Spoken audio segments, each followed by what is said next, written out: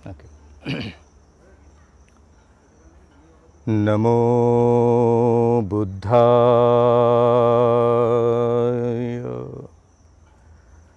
नमो धम्माय,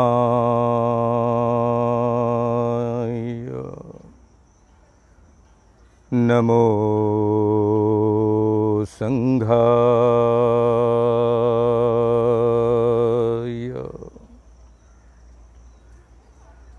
नमो तस् भगवतो अरहतो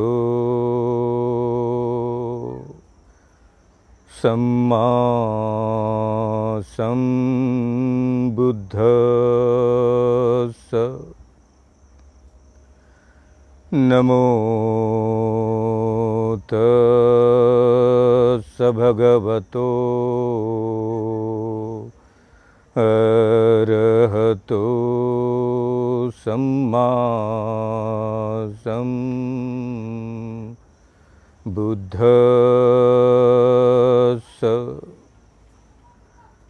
नमो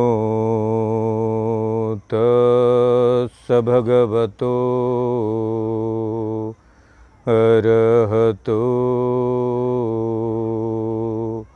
सम्मा संबुद्धस्स।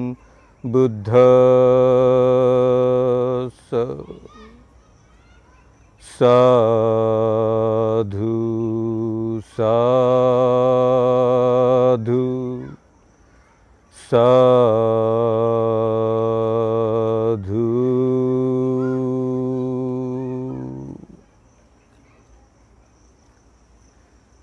बुद्धाब्द वर्ष 2564, वर्षावास 2020। प्रिय सद्धम्मातीत श्रावक वर्ग, सद्धम्मशील धम्म पिपासु, बौद्ध उपासक उपासिका, बालक तथा बालिका, प्रिय सद्धम्मातीत सज्जन हो,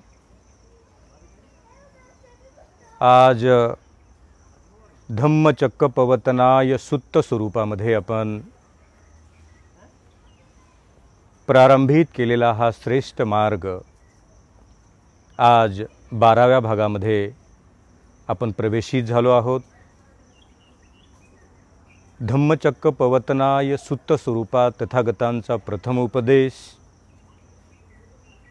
आणि निसर्गाला मिळालेले पहिले बुद्ध वचन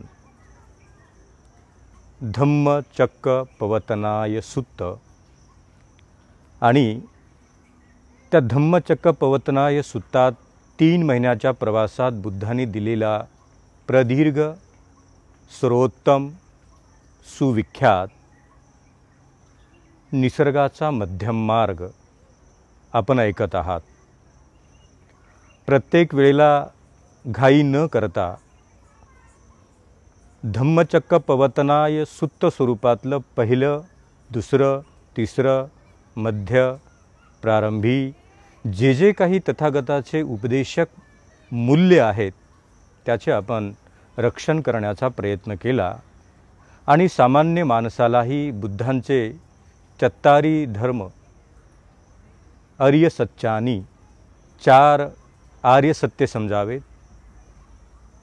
आणि 4थ्या आर्य सत्यातला हा जो मध्यम मार्ग आहे, आर्य अठांगिको मग्गो, निसर्गाचा बुद्धाद्वारा प्रकाशित केलेला बुद्ध मध्यम मार्ग, आणि त्या मध्यम मार्गातले 8 अंग आर्य अठांगिको मग्गो, आणि त्या आर्य अठांगिको मग्गोतलं एक अंग सम्यक दृष्टी, सम्यक संकल्प, सम्यक वाचा, सम्यक क्रमांत, आणि आज सम्यक जीविका, सम्मा जीविको, राईट लाईव्हलीहूड। अर्थात बुद्धांनी समंद निसर्गासाठी निसर्गाचा जीवन जगण्याचा मार्ग, आणि तो सम्यक असावा, तो कुशल असावा, त्या जगण्यातला आनंद रक्षित करता यावा। मी ज्या अवस्थेत आहे त्या अवस्थेत राहूनही सम्मा जीविको, सम्यक जीवन जगण्याची पद्धत, right livelihood. Buddha says to all nature, what is the exact definitions of right livelihood? Who will define? Every person has own karma. That person has own right to deliver karma. Then who will decide about my karmas? If there is a absence of right livelihood, who will define? Buddha says, I have some power. Everyone has some power. He can understand, he can define, he can exactly let him know if my karma and my ajivika is right or wrong. So बुद्धांनी समग्र निसर्गातल्या मनुष्य सत्वांना आपल्या जीवन जगण्याच्या पद्धतीचा एक स्वतंत्र त्यांच्याकरिता अधिकार दिला आहे। आणि तो अधिकार बुद्ध म्हणतात की तो माणसाकडेच ठेवा। तुमच्या जगण्याचा अधिकार कोणत्या देवाकडे नाही, परमेश्वराकडे नाही, निसर्गातल्या कोणत्याच शक्तीकडे नाही। तुम्ही सम्यक जीविकेतून प्रवासित होत आहात, तर तो तुमच्या जीवन जगण्याच्या पद्धतीचा मार्ग आहे। त्याच्या उलट मिथ्या जीविको, जर तुमच्या जीवन जगण्याच्या पद्धतीचा प्रारंभ मिथ्या स्वरूपात होत असेल, तर त्या मिथ्या स्वरूपातल्या आजीविकेला सुद्धा बुद्ध म्हणतात की माणूसच जबाबदार आहे। माझ्या सम्यक आणि असम्यक, कुशल आणि अकुशल, पापयुक्त आणि मिथ्या रूपाला अनुरूप झालेल्या प्रत्येक कर्मसिद्धांताप्रमाणे इथे सुद्धा बुद्ध म्हणतात तुमची आजीविका कशी आहे याबद्दलचं विश्लेषण तुमच्यापेक्षा अन्य जगातला कोणीही करू शकत नाही। तुम्ही आज कसे जगत आहात, तुमच्या जगण्याची पद्धत कोणती आहे आणि तुम्हाला जगण्याचा मार्ग कसा मिळाला आहे। त्या पंचवर्गीय भिक्खूंच्या सोबत संवाद करताना बुद्ध म्हणतात की जोपर्यंत या सम्मा जीविकोचा अर्थ, उद्देश आणि महत्त्व मलाही समजले नाही, तोपर्यंत मी अनेक मिथ्या मार्गाचे अनुकरण करत राहिलो आणि शेवटी दुःखाशिवाय काहीच आत्मसात होत नव्हते, नैराश्याशिवाय काही हाती लागत नव्हते। आणि आज संबोधीचा साक्षात्कार केल्यानंतर ज्ञात झाले, विथ पय्या चक्षु, विथ अभिपय्याय चक्षु, अभिसंबुधाय चक्षु, अभिनिब्बानाय चक्षु, अर्थात या चक्षुने मला सम्यक आजीविकेचा अर्थ आज समजला आणि सम्यक आजीविकेचा उद्बोधन, प्रबोधन आणि त्याचे प्रकाशन करताना स्वयं बुद्ध त्याची एका शब्दात व्याख्या करतात की सम्यक जीविका ही तुमच्या व्यक्तिगत जीवनापेक्षा इतरांच्या करिता सुख आणि अनंत दुःख मुक्तीचा मार्ग देणारी आहे। की तुमच्या आचरणाने अन्य कुणाचे मन दुखत नाही ना, तुमच्या कर्माने अन्य कुणाच्या चित्तात दुःख तर उत्पन्न होत नाही ना, या संदर्भात सतत विचार करून आपल्या आचरणाने, आपल्या जीवन जगण्याच्या पद्धतीने आपण विचार करतो, त्या विचार करण्याच्या पद्धतीने या निसर्गातल्या चराचरातल्या कोणत्याही सत्वाला मी दुःख न देता जीवन जगतो, याचाच अर्थ सम्यक आजीविका, सम्मा जीविको। याचाच अर्थ माझ्या आचरणाने, कर्माने, वागण्याने, बोलण्याने या निसर्गातल्या कोणत्याही दुसऱ्या सत्वाला दुःख पोचत नाही। माझा जीवन जगण्याचा मार्ग मोठा निर्दोष आहे, निष्पाप आहे, स्पष्ट आहे, क्लिअर आहे। कोणत्याही निसर्गाने आणि समाजाच्या नैतिक मूल्यांचे उल्लंघन करून न जगणाऱ्या या श्रेष्ठ मार्गाला बुद्ध म्हणतात सम्मा जीविको। आता सामाजिक मूल्य, ethics of today's society, today's in 2020, if I'm thinking about right livelihood, Buddha says before 2564 years ago, but I am now thinking about Samma Jiviko, right livelihood.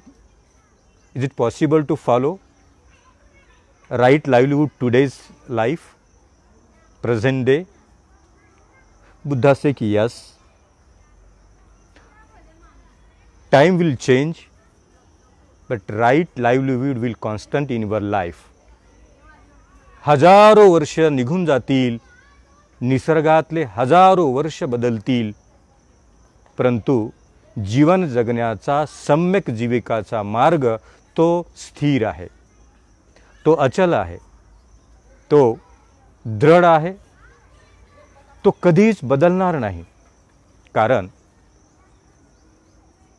कितीही जरी सामाजिक रचनेची स्थित्यांतरे बदलली तरीही सामाजिक मूल्य नैतिकतेवरती जोपर्यंत आधारित आहेत तोपर्यंत हे नैतिक मूल्याचा आधार म्हणून सम्यक जीविका मनुष्य जीवनाला मदत करेल। भिक्खूनो, तुम्ही तुमच्या जीवनात भिक्खू म्हणून जीवन जगत असताना त्यागाचे अनंत प्रतीक काशाय वस्त्र धारण केल्यानंतर सर्वात पहिला समाजाची अभिरूप होताना, समाजाशी परिचित होताना, एकापासून दुसऱ्याच्या सोबत व्यवहारास प्रारंभ होताना सम्यक आजीविकेची नितांत गरज लागेल। सम्यक आजीविकेशिवाय एकापासून दुसऱ्यासोबत अभिरूप होणे मोठे कठीण जाईल। आणि म्हणून तुमचं आयुष्य निर्दोष, निष्पाप, निष्कलंक, प्रांजळ, स्पष्ट आणि अहिंसात्मक दृष्टीने जगण्याच्या हेतूने जर तुमचा भाव कार्यरत असेल तरच तुमच्यामध्ये सम्यक आजीविका दिसून येईल। काय प्रमाण आहेत की मी आज सम्यक आजीविकेप्रमाणे राहतो की नाही? त्याचे प्रमाण कोणते आहेत? त्याच्या प्रमाणाबद्दल बुद्धांनी वेळोवेळी सांगितले की प्रमाण कदाचित बदलतील। जसं बुद्धाच्या काळात बुद्धांनी म्हटलं की एखादा गृहस्थ आपल्या ग्रस्त आश्रमी जीवनास अनुमोदित करताना, जगताना जर एखादा गृहस्थ आपल्या जीवनचरितार्थाला गतिमान करण्याकरिता निसर्गातल्या निष्पाप प्राण्यांची हत्या करून जर तो जीवन जगत असेल तर त्याला सम्यक जीविका म्हणता येणार नाही, कारण ती सम्यक नाही। तो आपले जीवन जगण्याच्या हेतूने निसर्गातल्या निष्पाप जीवनसत्वांचा जीवन जगण्याचा हक्क हिरावून घेतो आणि त्या हक्काला आपला हक्क समजतो आणि त्या प्राण्यांचा घात करून आपल्या जीवनाला सुखी करण्याचा प्रयत्न करतो। आता बुद्ध म्हणतात, भिक्खूनो, समाजातल्या सम्यक आजीविकेचे सर्वात मोठे प्रमाण कोणते आहे जाणावे। स्मृती आणि संप्रजन्याने युक्त होऊन ऐका, मी तुमच्या सम्यक आजीविकेचे प्रमाण देत आहोत. जर दुसऱ्याच्या जीवन जगण्याच्या हक्काला आपला हक्क समजून जर कोणी दुसऱ्याच्या जीवन जगण्याचे हक्क हिरावून घेत असेल तर कदाचित ती सम्यक आजीविका म्हणता येणार नाही, ती मिथ्या आजीविका होईल. म्हणजे याचाच अर्थ दुसऱ्याच्या जीवन जगण्याच्या हक्कावरती माझ्या कर्माने जर गदा येत असेल तर बुद्धाने स्पष्टपणे म्हटलं ती सम्यक आजीविका होऊ शकत नाही. निसर्गातल्या प्रत्येक सत्वाच्या प्रती बुद्धांनी सम्यक आजीविकेचे रक्षण करताना म्हटलंय की आपल्यापेक्षा निसर्गातल्या अन्य सत्वांच्या जीवन जगण्याच्या प्रती जो मनुष्य सतत विचार करतो, काय मी कोणाचा जीवन जगण्याचा हक्क तर हिरावून घेत नाही, आणि जर घेत असेल तर ही माझी सम्यक आजीविका नाही. आणि म्हणून बुद्धाने म्हटलं की जे हत्याराचा व्यापार करतात, एक हत्यार बनवतो, निर्माण करतो आणि निर्माण केलेलं तो हत्यार दुसऱ्याला विकतो, बुद्धाने याला सम्यक आजीविका म्हटलेले नाही. बुद्ध म्हणतात हत्यार बाळगणे आणि आपल्याकडचे हत्यार दुसऱ्याला विकून त्या हत्याराचा व्यापार करणे, शस्त्रास्त्रांचा व्यापार करणे आणि शस्त्रास्त्रांचा व्यापार करून निसर्गातल्या समग्र सत्वांच्या प्रती त्या शस्त्राच्या आधारे त्यांचा जगण्याचा हक्क हिरावून घेणे सम्यक आजीविका कधीच होऊ शकत नाही. आणि म्हणून बुद्ध काळात बुद्ध म्हणतात की शस्त्रास्त्रांचा व्यापार करणे सम्यक आजीविका होऊ शकत नाही. दुसऱ्याच्या संपत्तीला माझी संपत्ती म्हणून दुसऱ्याची साधन संपत्ती हिरावून घेण्याचा मार्ग याला सुद्धा बुद्धाने सम्यक आजीविका म्हटलेले नाही. की दुसऱ्याचे साधन न्यायाने, अन्यायाने, अधिकाराने, सत्तेच्या अधिकाराने, पदप्रतिष्ठेच्या भीतीने आणि मिळालेल्या पदाचा गैरवापर करून जेव्हा दुसऱ्याच्या संपत्तीला पूर्णतः माझी संपत्ती असे म्हणून स्वीकारतो तो सुद्धा समाजीविको होऊ शकत नाही. इट्स करप्शन, भ्रष्टाचार. त्यावेळचा शब्द वेगळा असेल. बुद्ध काय म्हणतात की सत्ता, संपादनता, अधिकार, पदप्रतिष्ठा या अवस्थेचा गैरवापर करून दुसऱ्याची संपत्ती त्या सत्तेच्या अधीन होऊन आपल्याशी करून घेणे हा सम्यक आजीविकेचा मार्ग होऊ शकत नाही. कारण दुसऱ्याची जगण्याची साधने हिरावून घेतले हे प्रमाण आहे. जर तुम्ही दुसऱ्याच्या जीवन जगण्याच्या साधनांना सत्तेचा गैरवापर करून ती साधनेच प्राप्त करत असाल तर ती साधने तुम्हाला मिथ्या आचरणाकडे घेऊन जात आहेत. ती साधने आणि ती साधन प्रकार तुम्हा स्वतःला इतरांच्या आचरणापासून तुमचे आचरण इतरांना दुःख देत आहे. जगात कोण असा आहे की जो माझी संपत्ती तू घेतली म्हणून प्रसन्न होईल, माझी संपत्ती हिरावून घेतली म्हणून तो खुश होईल, माझ्या संपत्तीवरती तुम्ही तुमचा अधिकार दाखवला आणि तुम्हीच मोठे अनंत गर्भ श्रीमंत झालात, कोण खुश होईल? बुद्ध म्हणतात की जेव्हा कधीतरी तुमच्या आचरणाने इतरांच्या जीवन जगण्याच्या साधन संपत्तीवरती तुमचे अधिकार जातात आणि ते मिथ्या मार्गाने, तो सुद्धा मिथ्या जीविकेचा मार्ग होईल. याचाच अर्थ आपल्या कष्टाने निर्माण केलेली साधने आपली आहेत आणि कष्टाने निर्माण न केलेली साधने बळकावण्याचा प्रयत्न करणे हे मिथ्या आचरणाचा दृष्टिकोन आहे। आणि म्हणून आज जेव्हा सम्यक आजीविकेला 2564 वर्षानंतर आजही आपण ज्यावेळेला बघतो त्यावेळेला आपल्या लक्षात येते की अनेक असे लोक आहेत, कोणत्याही क्षेत्रात असू देत, अधिकारी असू देत, व्यापारी असू देत, सामाजिक क्षेत्रातील लोक असू देत, धार्मिक क्षेत्रातील लोक असू देत, जेव्हा दुसऱ्यांच्या जीवन जगण्याच्या साधन संपत्तीवरती गैरमार्गाने त्यांचे अनुबंधन येते आणि ती संपत्ती त्यांच्या अधीन जाते, तेव्हा मात्र बुद्ध म्हणतात ते मिथ्या आचरणाकडे जात आहे।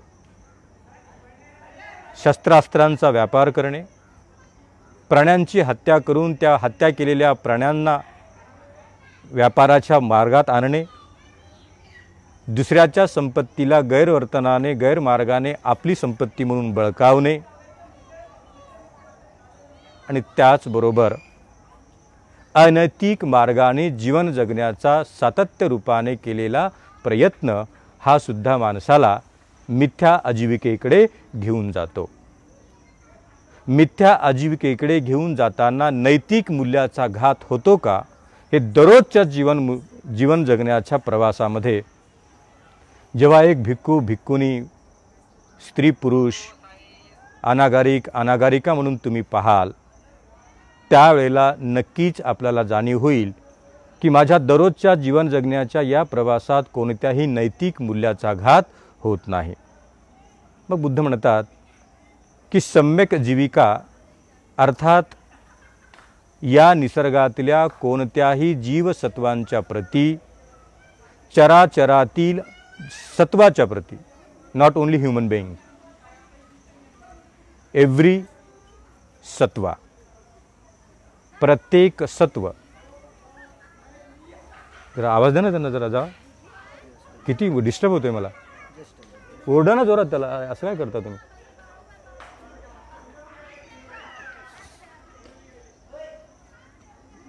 सम्यक आजीविकेच्या प्रती सम्यक रूपाने आचरण आणि अनुमोदित करत असताना आपण नैतिक मूल्याचे रक्षण करतो की नाही हे दररोजच्या जीवन व्यवहारामध्ये दररोज आपल्याशी संबंधित आहे। आता हे दररोज संबंधित असलेलं सत्य स्वयं बुद्ध आता प्रकाशित करीत आहेत की कोणकोणते असे मार्ग आहेत की त्या मार्गाने आपल्याबरोबर इतरांचे मन दुखेल, इतरांचं आचरण हर्ट होईल, आपल्या आचरणाने इतरांच्या प्रती इजा पोहोचण्याची शक्यता वाटेल। बुद्धांनी तर म्हटलं की हे वरवरचे शब्द आहेत, प्राण्यांचा व्यापार, प्राण्यांची हत्या, करप्शन, शस्त्रास्त्रांचा व्यापार, नैतिक मूल्यांचे उल्लंघन हे बाह्य मनाने दिसत आहे। आता बुद्ध थोडंसं आचरणिक दृष्टीने अध्यात्माकडे घेतात, अत्यंत आतमध्ये नेतात की काय मी दररोजच्या जीवनामध्ये ज्यांच्यासोबत प्रिय रूपाने जगण्याचा प्रयत्न करतो ते लोक दुःखी आहेत माझ्यामुळे। माझी प्रिय पत्नी, माझा प्रिय पुत्र, माझी माता, माझे माता पिता, माझे प्रिय मित्र, माझ्या आसपास असलेले लोक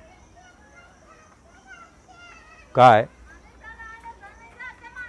दुःखी आहेत, माझ्यामुळे कष्टी आहेत, माझ्यामुळे व्याकुळ आहेत, माझ्यामुळे परेशान आहेत, किंवा मी कुटुंब प्रमुख आहे म्हणून माझ्या प्रत्येक गोष्टीचा ते स्वीकार करतात।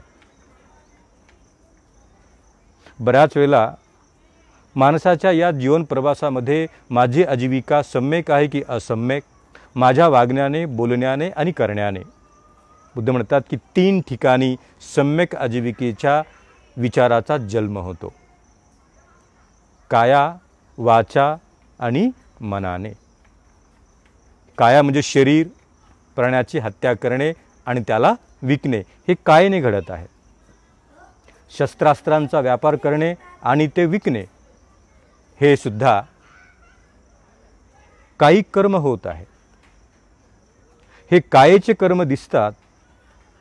बुद्ध म्हणतात की अजून एक कर्म आहेत की जे श्रवण रूपाने, वाचाय रूपाने, वाचाय सबरो साधू साधू, ज्याची वाणी नियंत्रण शक्ती उदंड आणि प्रगल्भ आहे, ज्याचा वाणीवरती पूर्णतः संयम आहे, त्याच्या वाणीने कदापिही कोणाचेही मन दुखणार नाही. कळत न कळत आपण आपल्या वाणीने जर एखादे अनुचित कर्म घडले तर कदाचित दुसऱ्याचे मन दुखण्याची शक्यता आहे. केवळ शस्त्रास्त्र विकल्यानेच तुम्ही म्हणाल की आम्ही याच्यातलं काहीच करत नाही.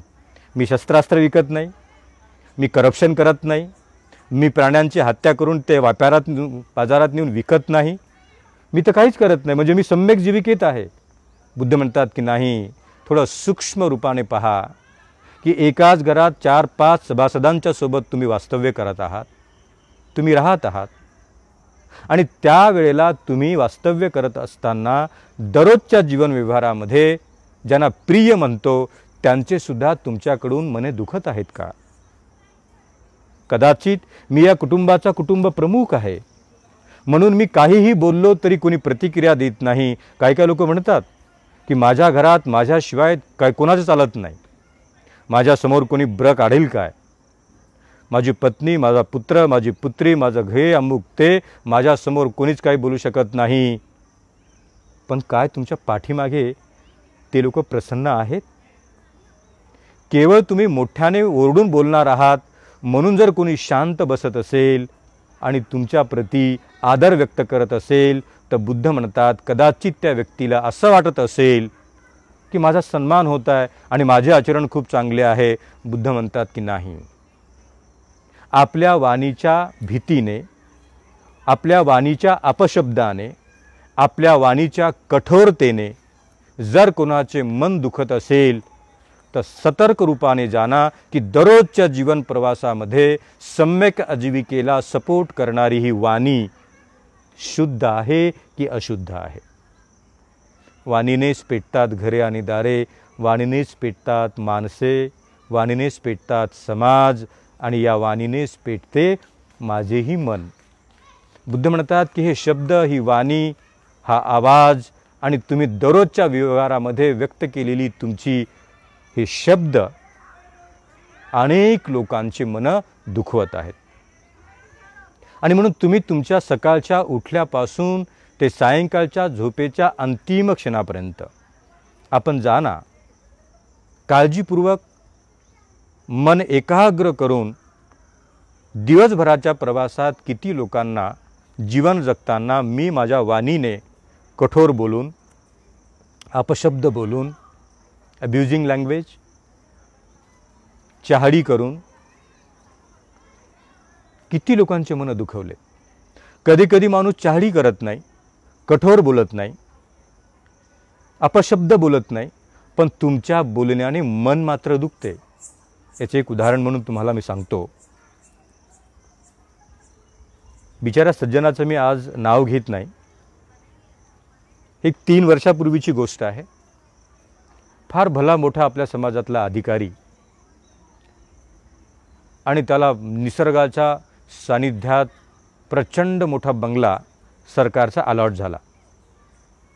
लाल दिव्याची गाडी, नौकर चाकर, किचनमध्ये वेगळे नौकर, गार्डनिंग करणारे वेगळे नौकर, घरातली साफसफाई करणारे वेगळे नौकर, गाडी चालवणारा सारं सरकारी. कारण साहेबांचा अवधा इतका प्रचंड मोठा आणि बंगला मिळाल्यामुळे साहेब प्रसन्न झाले आणि या बंगल्याची आपण वास्तुपूजा केली पाहिजे. कोणीतरी सांगितले की जा मुंबई विद्यापीठात भिंती आहेत आणि त्यांनी सांगितले की मला 5 भिक्खूंना बोलवायचं आहे. एक अधिकारी एवढ्या चांगल्या पद्धतीने धम्मसंस्काराने अलंकृत आहे, मोठं प्रसन्न मन झालं. आता बऱ्याच वेळेला मोठे अधिकारी, मोठ्या पदावर गेलेली माणसे धम्माकडे फारशी वळत नाही आणि या अधिकाऱ्याने 5 भिक्खूंना निमंत्रित करा, आपल्याला काही कमी नाही म्हणे. निसर्गाने सारं काही आपल्याला उपलब्ध करून दिलेलं आहे. मी म्हटलं काही हरकत नाही. ठरलेल्या दिवशी आम्ही गेलो प्रचंड मोठं घर, तेवढाच मोठा परिसर, तेवढाच मोठ्या परिसरात जे आसपास जे दिसते ते गार्डन, सारे नौकर चाकर, लाल दिव्याची गाडी. मोठं मन प्रसन्न झालं की बाबासाहेबांच्या चळवळीतला एक माणूस आज या अवस्थेला पोहोचला आणि शासन दरबारी त्याची एवढी मोठी बसूट आहे, उठबस आहे, काय मोठेपण आहे. थोडा वेळ आम्हालाही स्वतःला इतका अभिमान वाटला की वाह, it's a very great thing. हे सारं पाहून म्हणे बनते पहिले नाश्ता करा, शांतपणे परित्राण बुद्धपूजा करा आणि एकदा बुद्धपूजा झाली की आपण मग सर्व परिसर मी तुम्हाला दाखवतो. त्यालाही आनंद झाला. 84 वर्षाची त्याची आई, तिलाही मोठं प्रसन्न वाटत आहे बघा. काळजीपूर्वक ऐका. 84 वर्षाची आई, तिला एवढं प्रसन्न वाटत आहे की मुलाचा हा सारा रुबाब, आलेले घरातले 5 पंचवर्गीय रूपाचे भिक्खू, होणारी बुद्धपूजा, मोठं प्रसन्न वातावरण तयार झालं. तेवढ्याच प्रसन्न वातावरणात बुद्धपूजा झाली, भिक्खूंचं भोजनदान झालं आणि आता म्हणे तुम्हाला मी सारा परिसर दाखवतो.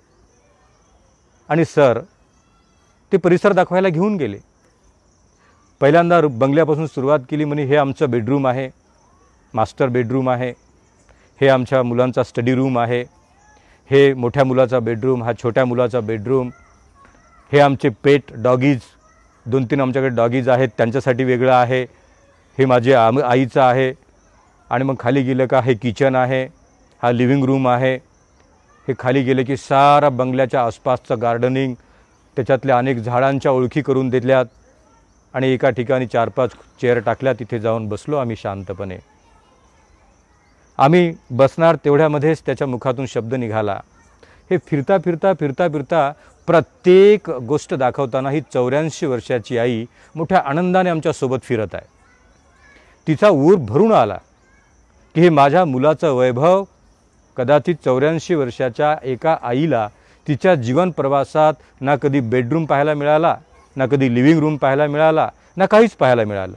आता ती आपल्या मुलाचं वैभव भिक्खू संघाला दाखवताना आनंदित झाली, प्रसन्न झाली. आणि ते पाहता पाहता पाहता पाहता आम्ही गार्डनमध्ये आलो. आणि गार्डनमध्ये आल्यानंतर मात्र साहेबाच्या मुखातून एक शब्द निघाला.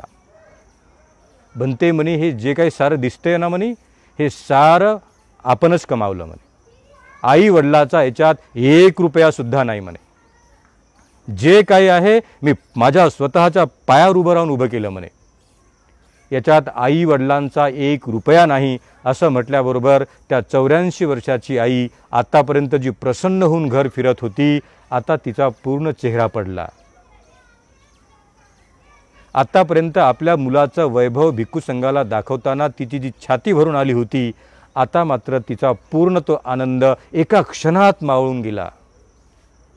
या शब्दानेच, की काय शब्द होता की बनते हे जे काही उभं केलं ते याच्यामध्ये आई वडिलांचा 1 रुपयाचा म्हणे सहभाग नाही. जे काही उभं केलं ते मी केवळ माझ्या हिमतीने आणि माझ्या पावलावरती उभं राहून उभं केलं, याच्यात कोणाचाही सहभाग नाही. हे शब्द कर्णपटलावर पडताच आता मात्र त्या आईचा आनंद पार उतरला, संपला, छिन्न विछिन्न झाला. ज्या मुलाच्या प्रती आनंद व्यक्त होत होता त्या मुलाने एका क्षणात आपल्या मुखातून शब्द काढला की आई वडिलाचं याच्यामध्ये 1 रुपयाचं कंट्रीब्युशन नाही. जेवढा प्रसन्न त्या 84 वर्षाच्या आईचा मुद्रा होती, तेवढीच त्याच्या उलट झाली, अपमानित झाली आणि असं वाटलं की काय आहे. मी थोडासा प्रयत्न केला. म्हटलं सर मान्य आहे, हे घर तुमचं, बेडरूम तुमची, हॉल तुमचा, ही लाल दिव्याची गाडी तुमची, हे नौकर चाकर तुमचे, हे मुलं तुमचे, हे पत्नी तुमची, सारं तुमचं.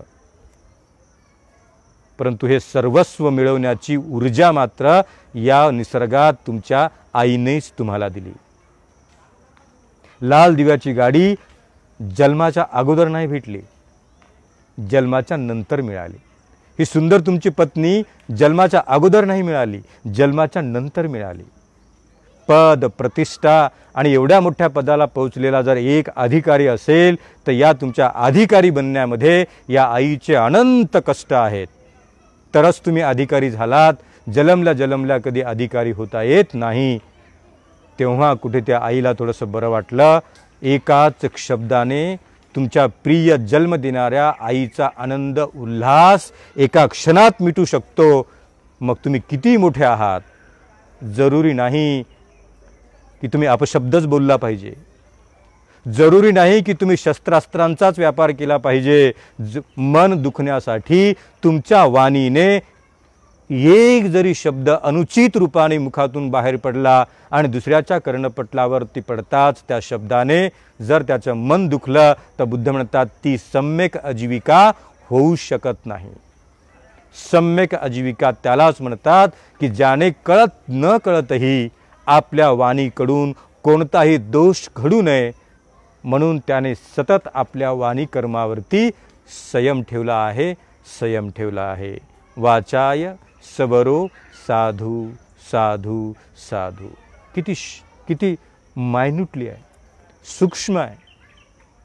सहज बोलल्या गेलो, पण सहज बोलल्याने मुलगा आणि आई जरूर नाही की जगातल्या कोणाचे तरी मन दुखवू नये. घरातच बसता बसता, चालता चालता, बोलता बोलता, सहज बोलता बोलता काय माझ्या बोलण्याने कोणाचे मन दुखत आहे का?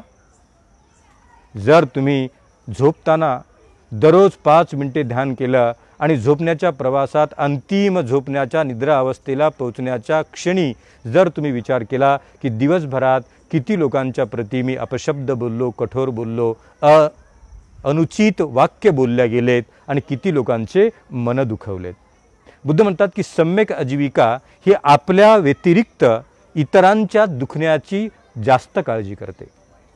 इतरांना किती इजा पोचविली तुमच्या आचरणाने त्याचा विचार करणे म्हणजे सम्यक आजीविकेवरती आरूढ होण्याचा प्रयत्न करणे. सम्यक आजीविका स्वतःच्या सुखाचा विचार करण्याऐवजी इतरांच्या सुखाचा विचार करते की माझ्या जगण्याने, वाचनाने, बोलण्याने, वाणीने, कर्माने, मनाने. वाणीचे कर्मही कधी कधी ऐकायला तरी मिळतात. बुद्ध म्हणतात की मनाचे कर्म मनसा यसवरो साधू साधू. आपले आचरण मिथ्या आहे की सम्यक? समाजीविको आहे का असम्यक जीविका आहे? जीवन जगण्याची दररोजची पद्धत काया, वाचा आणि मन.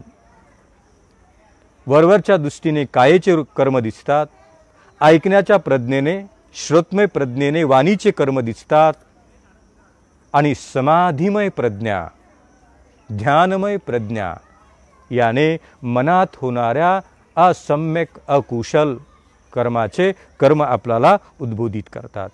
आणि म्हणून समाजीविकेचा अर्थ होतो की आपल्याबरोबर आपले जीवन जगताना इतरांच्या प्रती होणारी इजा पाहून जर दुःखी होत असतील लोक तर त्याच्यावरती निर्बंधांनी त्या कर्माला बदलवणे आणि त्या कर्माला बदलवून टाकण्यासाठी बुद्ध म्हणतात की दररोज नित्य नियमाने मी विचार करावा की माझ्या आचरणाने किती लोकांचे मन दुखत आहे. इतरांच्या प्रती हार्मफुल बिहेवियर. फार सुंदर बुद्धाने ही आणि हीच थिरी आज मानसशास्त्रातही दिसून येते. Harmful behaviour is totally counting in abnormal behaviour. म्हणजे सतत दुसऱ्यांना त्रास देणे, हार्म करणे, इजा देणे.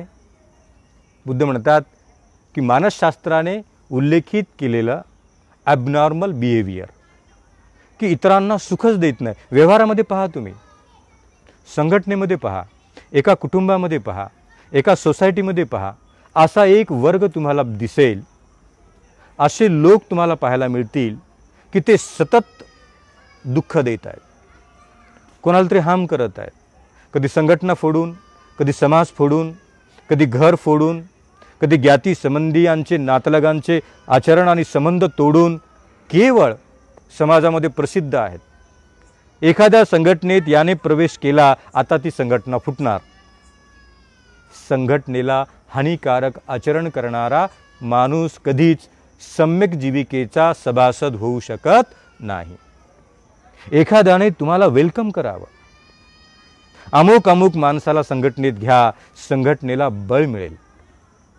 म्हणजे तो मनुष्य सम्यक जीविकेमध्ये पारंगत आहे, त्याचे आचरण मोठे परिशुद्ध आहे, तो हार्मफुल नाही. कधी कधी म्हणतो don't worry, he is not harmful personality, she is not harmful personality. का? सहज म्हणतो आपण. तुम्ही तिच्यासोबत आहात, त्याच्यासोबत आहात, काळजी करू नका, that person is not harmful. I know his behaviour, I know her behaviour. सम्मा जीविको याचा अर्थ तुमच्यापेक्षा इतरांच्या मनामध्ये तुमच्या आचरणाबद्दलचा अनंत सम्यक कॉन्फिडन्स निर्माण करणे, की याच्या वागण्याने मला कोणत्याही प्रकारची इजा होणार नाही. म्हणजे तुमचे आचरण इतरांच्या मनात तुमच्याबद्दल उत्तुंग स्वरूपाचा विश्वास निर्माण करते, आणि तो विश्वास इतका बलाढ्य आहे की तुमच्या बोलण्याने, तुमच्या काही करण्याने आणि तुमच्या विचार करण्याच्या क्षमतेने कोणाचाच घात होणार नाही. आणि मग लोक तुमच्या मिथ्या जीविकेच्या प्रती आणि सम्यक जीविकेच्या प्रती सारा समाज परिचित होतो, कुटुंब परिचित होते, समूह परिचित होते, आणि लोक तुमच्यापेक्षाही इतरांच्या प्रती लोक तुमच्याबद्दलच्या जीवन जगण्याच्या आचरणिक परंपरेला सन्मानित करतात, की तो माणूस आला, आता इथे संघटना फुटणार नाही, तो माणूस आला, आता इथे तुमचा समाज फुटणार नाही, तुमचं घर फुटणार नाही. जाणीवपूर्वक रूपाने सम्मा जीविको काया, वाचा आणि मनाने सातत्य रूपाने कोणतेही दुष्कर्म न करता आपल्या स्वतःला दुष्कर्मापासून वंचित ठेवतो, आणि आपल्या कर्माने नित्य रूपाने इतरांना आनंद आनंद आणि हर्ष भावना देतो. बुद्ध म्हणतात ती आहे सम्यक जीविका. तुमच्या आचरणाकडे पाहून इतरांना जर ईर्ष्या उत्पन्न झाली, संताप उत्पन्न झाला, क्रोध उत्पन्न झाला, तुमच्याकडे पाहून इतरांना जर असुरक्षितपणा निर्माण झाला, की अरे हा माणूस, मला काय काय लोक म्हणतात, हा माणूस आला तेव्हाच मला वाटले आता काही खरे नाही, कारण या माणसाच्या जगण्याच्या पूर्वीचा इतिहास आणि त्याचं दररोजचं जगणं मोठं कठोर आहे, कारण त्याच्या वाणीतून कधी कुशल वाणीचे शब्द बाहेर पडत नाहीत, त्याच्या वागण्यातून कधी प्रेम उत्पन्न होत नाही, आणि त्याच्या विचार करण्याच्या मानसिक स्थितीचा दर्जा मोठा निकृष्ट आहे. तो कुशल चित्ताने विचार करण्याच्या क्षमतेचाच नाही. आणि मग बुद्ध म्हणतात की तुमच्या आचरणाच्या प्रती जगातले लोक जर मिथ्या स्वरूपात वर्णन करत असतील, तर याचाच अर्थ माझी दररोजची जीवन जगण्याची पद्धत ही मिथ्या स्वरूपाकडे जात आहे का, ती सम्यक नाही का. आणि मग जर ती सम्यक नसेल तर कदाचित तुमच्यापासून तुमच्या समाजाचा, संघटनेचा, कुटुंबाचा, व्यवहाराचा, उद्योगाचा, व्यवसायाचा आणि अंततः तुमच्या आसपास असलेल्या साऱ्या सत्वांना असुरक्षित भावना उत्पन्न होत आहे. म्हणजे काय बुद्धांनी सुंदर सांगितलं आहे.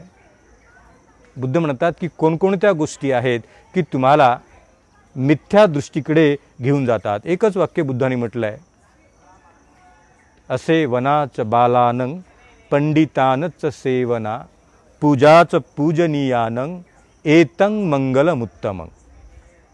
बुद्ध म्हणतात की मिथ्या आचरणाकडे आई तर घेऊन जाणार नाही, वडील तर घेऊन जाणार नाहीत, मिथ्या आचरणाकडे माझी प्रिय बहीण तर घेऊन जाणार नाही, मिथ्या आचरणाकडे माझी सखी मैत्रीण तर घेऊन जाणार नाही, मिथ्या आचरणाकडे माझी प्रिय पत्नी तर घेऊन जाणार नाही, मिथ्या आचरणाकडे माझा कामातला मित्रही मला घेऊन जाणार नाही. मग कोण घेऊन जात आहे? मला मिथ्या आचरणाचे संस्कार कोण देत आहे? फार उत्तम आहे. बुद्धाने इतकं सुंदर त्याचं विश्लेषण केलं आहे की तुमच्या जीवनात उत्पन्न होणाऱ्या मिथ्या आचरणाचे स्वभाव जन्माला कोण घालते? शस्त्रास्त्रांचा व्यापार कोण करायला सांगते? फार सुंदर आहे. प्राण्यांची हत्या करून जीवन जगायला कोण सांगते? करप्शन करायला कोण सांगते? नैतिक मूल्याचे हनन करून जीवन जगायला कोण सांगते? याचं विश्लेषण करताना महामंगल सूत्रातली सुंदर बुद्धगाथा म्हणतात, असे वनाच बालानं पंडितानच सेवना पूजाच पूजनीयानं एतं मंगलमुत्तमं. हे मनुष्य सत्वा, सम्यक जीविकेला धारण करण्या हेतू आणि मिथ्या जीविकेचा त्याग करण्याकरिता काय करावं लागेल? जाणावं लागेल की या मिथ्या आचरणाचा जन्म हा केवळ असे वनाच बालानं, मूर्ख लोकांच्या संगतीमध्येच जन्माला येतो. मूर्ख लोकांचा बालानं म्हणजे जे जे जगातले मूर्ख लोक आहेत त्या मूर्ख लोकांच्या सहवासात तुम्ही एंट्री केली, प्रवेश केला आणि मूर्ख लोकांच्या संगतीमध्ये वर्षानुवर्ष तुमचा काळ जात आहे, तर बुद्ध म्हणतात त्यातून काय उत्पन्न होणार? मूर्खाच्या संगतीमध्ये केवळ मिथ्या आचरणाशिवाय अन्य काही उत्पन्न होत नाही. मिथ्याचरणाची उत्पत्ती संगतीनेच होते. आणि म्हणून दररोजच्या जीवन प्रवासामध्ये माझ्या आसपास असलेले संगतीतले दोष, सहवासातले दोष, सहचारातले दोष, व्यवहारातले दोष, मग ती संघटना असेल, समूह समाज असेल, व्यापारिक समूह असेल, जिथे म्हणून तुमचं वास्तव्य असेल त्या वास्तव्यामध्ये बुद्ध म्हणतात की जाना, मोठ्या काटेकोरपणे लक्षात घ्या की तुमच्या आसपास असलेल्या परिसरातल्या व्यक्ती, प्रवास, संगतीतला दोष बालानं आहे का? मूर्ख. बुद्धाने मूर्खाची व्याख्या केली, ज्याला सत्य आणि असत्य, कुशल अकुशल, पाप पुण्य, चांगले वाईट, सत्य असत्य, नैतिक अनैतिक अशा कोणत्याही मूल्याचा फरक पडत नाही, आचरणामध्ये याचा जो विचार करत नाही तो मूर्ख आहे. जगातल्या उपलब्ध तंत्रज्ञानाची माहिती नाही म्हणून तो मूर्ख आहे असं बुद्धांनी कधीच म्हटलेलं नाही.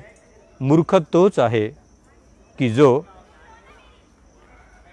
चार आर्य सत्याप्रती अपरिचित आणि अनभिज्ञ आहे. पूर्णतः अपरिचित. काय दुःख आहे त्याला माहीतच नाही. त्याच्या तुम्ही सहवासात जा तो दुःखाला सुख म्हणायला लावेल आणि मिथ्या आचरणात आनंद मानेल. तो मद्य धारण करणे आणि मद्य विक्री करणे यालाही बुद्धाने मिथ्या आचरण म्हटले. मद्य स्वतः धारण करणे आणि त्याच मद्याला विक्री करणे म्हणजे दुसऱ्याची हानी आहे. अशा माणसाच्या सहवासात जर तुम्ही गेलात तर तुम्हाला काय मिळेल? मिथ्या आचरणाशिवाय.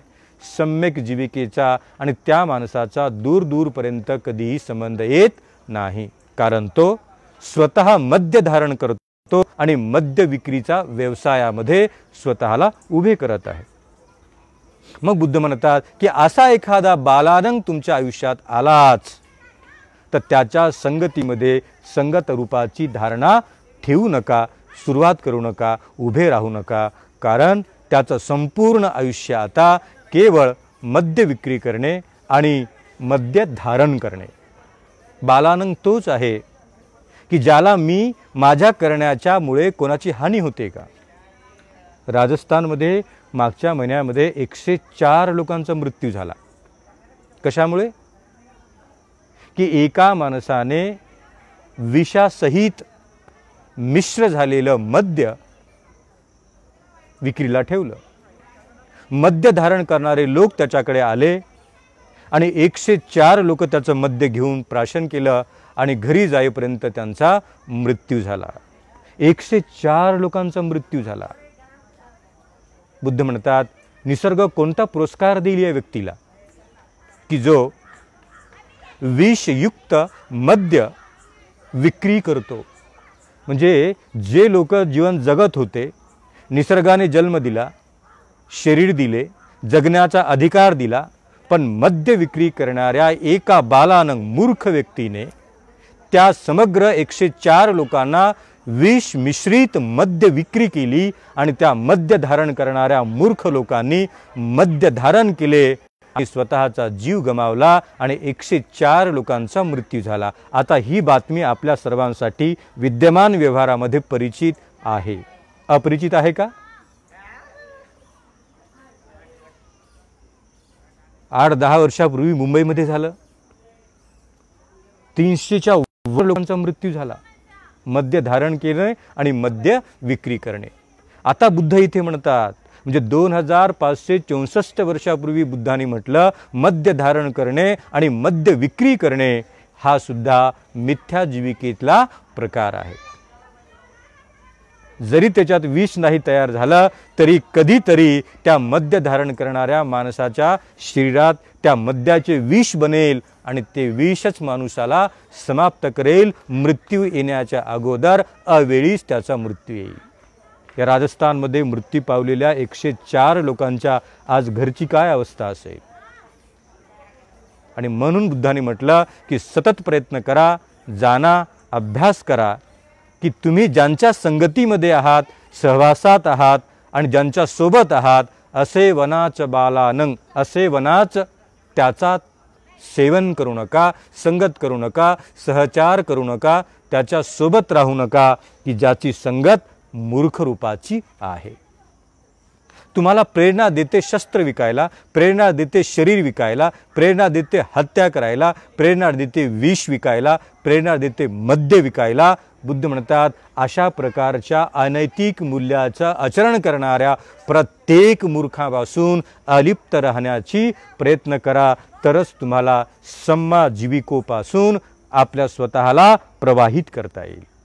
एकदा का मूर्खाची संगत उत्पन्न झाली की तुम्हाला मात्र कोणीच रोखू शकत नाही। कित्येक वेळेला लोक म्हणतात की याची संगत मिळेपर्यंत माझा मुलगा फार चांगला होता। आजही आम्ही कधीतरी उपासकांकडे जातो, भंते म्हणतात त्याला उपदेश करा। हा सतत मित्रांमध्ये बसतो, जेव्हापासून मित्रांमध्ये बसायला उठायला लागला तेव्हापासून वेळेवर जेवत नाही, वेळेवर झोपत नाही। जेव्हापासून याची संगत लागली तेव्हापासून त्याचे शब्द बदलले, त्याचं व्याकरण बदललं, त्याचे बोलण्याची ढब बदलली। आता त्याच्या बोलण्यात प्रेम राहिले नाही, आदर राहिला नाही। कधीपासून? जेव्हा तो अमुक अमुक लोकांच्या संगतीत वास्तव्य करत आहे तोपर्यंत। हे कॉमन झालेलं आहे। आणि म्हणून सम्यक आणि असम्यक जीविकेला जन्म देते संगत आणि त्याचा प्रारंभ माझ्या घरातच होतो। घरातले संस्कार जर शब्दरूपी सुमनरूपी असतील, योग्य असतील, तर घरातूनच तुम्हाला how to control my speech, how to purify my speech day by day, every day, everywhere, with everybody. माझ्या घरातले संस्कार नाहीत। माझे वडील कधीच रागाने बोलत नाहीत, संतापाने बोलत नाहीत। अब्युजिंग लँग्वेज ना माझ्या आईला वापरतात ना मला वापरतात। मी माझ्या वडिलांच्या मुखातून एकही अपशब्द ऐकला नाही। मुलाकडे कसा येणार आहे? जर घरातलेच लोक अब्युजिंग लँग्वेजचा सर्रास वापर करत असतील तर मिथ्या जीविकेचा प्रारंभ घरातूनच होत आहे। आणि म्हणून बुद्धांनी 2 संगती सांगितल्यात। एक संगत ती कुटुंबात, परिवारात, आणि दुसरी संगत घराच्या बाहेर पडल्यानंतर। या दोन्ही संगतीचा जेव्हा आपण विचार करतो त्याच वेळेला सम्यक आजीविकेच्या समीप आपण जातो की नाही जात याच्या बाबतीतला विचार आपल्याला दिसून येतो। आणि म्हणून आपण सतत प्रयत्न करा, सतत जाना की आज आपल्या परिसरात, आपल्या सहवासात असलेली लोक बुद्धाच्या भाषेत ते मूर्ख आहेत, बालानंग आहेत की नाही? जर ते बालानंग असतील तर त्याचा त्याग करा। सेवन कोणाचे करावे? पंडितानच सेवना।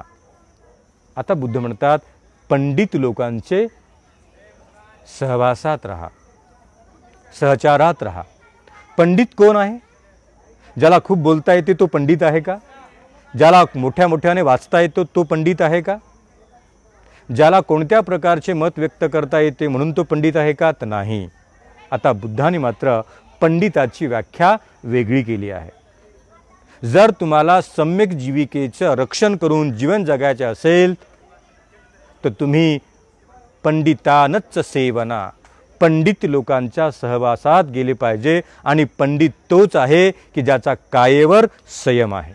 शरीर जो कायेने कोणाची हत्या करत नाही, मद्य विक्री करत नाही, मद्य धारण करत नाही, शस्त्रास्त्र विकत नाही, विष विकत नाही आणि प्राण्यांना दुःख देऊन हत्या करून त्यांचे मांस विकून आपली जीवनचर्या चालवत नाही, त्याला बुद्धाने म्हटलं आहे पंडितानच सेवना. हे भिक्खूनो, अशा माणसाच्या सहवासात राहणे कधीही योग्य आहे, लाभकारक आहे, लाभकारक आहे. कारण तो पंडित आहे.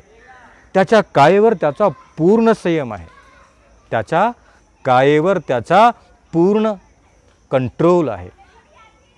त्याच्या कायेने तो कधीच अमंगल, अकुशल, वाईट, पापभिरू, अपुण्य रूपाचे काम करत नाही. आणि म्हणून तशा प्रकारची काया धारण केलेला पंडित आहे, निष्णात आहे, तो कुशल आहे, प्रांजळ आहे, तो पवित्र आहे. आपली काया परिशुद्ध कशी ठेवावी याचे त्याला ज्ञान आहे. आणि म्हणून त्या व्यक्तीची संगत करा, संगत करा. असे वनाच बालानं पंडितानच सेवना, पूजाच पूजनीयानं. आता तोच व्यक्ती की जो पंडित आहे, त्याचा दुसरा गुण कोणता आहे? त्याचा दुसरा गुण आहे वाणीचा. पंडित त्यालाच म्हणा की ज्याची वाणी प्रेमळ आहे, मृदू आहे. आता एवढा मोठा अधिकारी झाला पण आपल्या बोलण्याने आईचं मन दुखेल की नाही याचा क्षणभरही विचार न करता असा तो म्हणाला की या समग्र सुखवैभवामध्ये माझ्या आईचा आणि वडिलाचा 1 रुपयाही नाही. म्हणजे या साहेबाच्या वाणीवरती संतुलन नाही. बुद्धाने त्याला, भले तो मोठा अधिकारी आहे पण त्याला पंडित म्हटलेले नाही. पंडित त्यालाच म्हणतात कुठे बोलावे, कसे बोलावे, काय बोलावे यावरती पूर्ण त्याचे नियंत्रण आहे. तोच आहे पंडित. आणि त्याच्या सहवासात माझे मत व्यक्त करू दे, मला राहू दे, माझ्या सहवासात येऊ दे. तिसरा गुण पंडिताचा कोणता आहे की ज्याच्यासोबत वास्तव्य केल्यानंतर मला सम्यक आजीविका धारण करता येते. आणि मग बुद्ध म्हणतात पंडित तोच आहे की ज्याच्या चित्तामध्ये राग, द्वेष, लोभ आणि मोह ह्या 4 गोष्टीची उत्पत्ती होत नाही. पंडित तोच आहे की जो मनाने परिशुद्ध आहे. मनसा सवरो साधू साधू, वाचाय सवरो साधु साधु, कायेन सवरो साधु साधु साधु साधु. काया, वाचा आणि मन या श्रेष्ठ चित्तधारणेमध्ये जो कोणी परिशुद्ध रूपाने जगतो तो पंडित आहे, तो विद्वान आहे, तो निष्णात आहे. त्याच्या संगतीत जीवन जगण्याचा मार्ग सतत तुम्हाला मिळावा. आणि म्हणून तुम्ही प्रार्थना करा की सम्यक जीविका जगण्याकरिता संगत, सहवास, सहचार अत्यंत उत्तम असावा. कायेने, वाचेने आणि मनाने ज्या लोकांकडून कोणतेच दोष घडत नाहीत त्या लोकांच्या सहवासात आपल्याला जर राहता आलं, ते कौटुंबिक सहवास, सामाजिक सहवास, संघटनात्मक सहवास, औद्योगिक सहवास, कार्यालयीन सहवास, मित्राचा सहवास, सज्जन हो कुठेही जा, कायेने वाईट कर्म करणाऱ्याच्या सहवासात जर तुम्ही आलात तर नक्कीच अपघात होणे अटळ आहे. जीवनामध्ये आपल्याबरोबर अनेक लोकांचा हानी आपण करू शकतो. आणि म्हणून मी आज एवढंच आपल्याला निक्षून रूपाने सांगू इच्छितो की आपण सतत सम्यक आजीविकेच्या मध्यम मार्गावरती जगण्यासाठी आपण प्रयत्न करूया. पुढच्या वेळेला आपण सम्यक व्यायामो, राईट एफर्ट, सम्यक व्यायाम काय आहे यावरती अत्यंत सुविख्यात शब्दामध्ये माहिती उपलब्ध करूया. आणि कदाचित पुढच्या रविवारचा जो टेलिकास्ट आहे तो 4K मध्ये होण्याची दाट शक्यता आहे. कारण मी तुम्हाला सर्वाला अनाऊन्स केलं होतं की आपण पॅनासोनिक AG UX 1080 4K फुल HD रेकॉर्डिंग करणारा कॅमेरा आपल्याला खरेदी करायचा. कॅमेऱ्याबरोबर ट्रायपॉड, माईक आणि प्रकाश उपकरण योजना आपण सर्वांनी इतकं सुंदर सकारात्मक त्याला घेतलं आणि आज आनंदाची गोष्ट आहे की ह्या